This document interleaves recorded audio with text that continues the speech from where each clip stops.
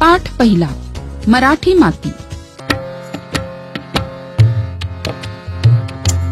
माझ्या मराठी मातीचा लावा ललाटास टिळा, हिच्या संगाने जागल्या दर्या खोऱ्यातील शिळा.